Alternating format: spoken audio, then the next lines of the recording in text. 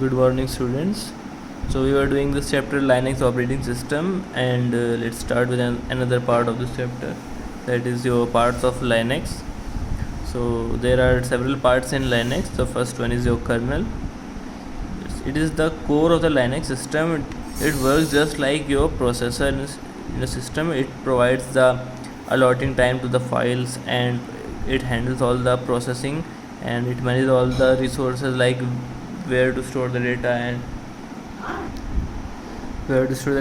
and all other functions, that how much time your application will be in processing, and what is the sequence of the processing, or what is the allotted time for the processing and other things.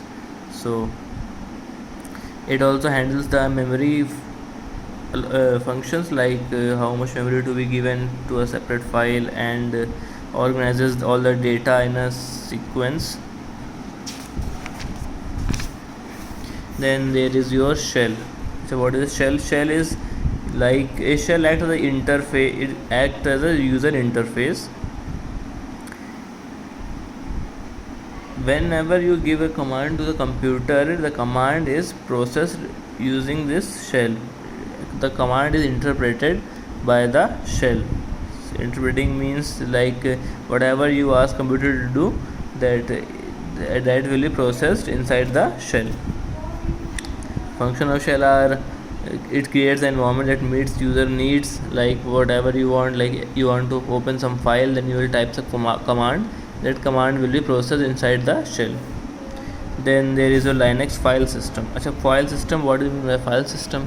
Files are the, like you have files in your Windows, like C drive, D drive. Inside that you have some notepad file or MS Word file, etc. So just like in Linux, you also have these files. Like in this, the first one is the ordinary files, then directory files, and special files. It stores all the data of the computer and the user, like files related to the booting of the computer system or other processing, and the user defined files such as photos, pictures, videos, music, etc. Then there is your X Windows. X Windows act as a framework for working with graphical applications. Like if you want to run some graphical application in your system, Linux system, then you will be needing this X Windows. It will provide you with the graphical functions.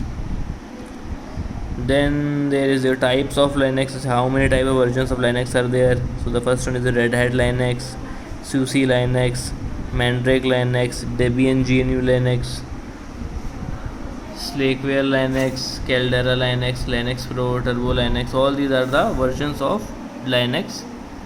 Like you have Windows 7, Windows 10, Windows 8, etc. It is just like that. Okay. So this much for today, and we will continue with this in the next class.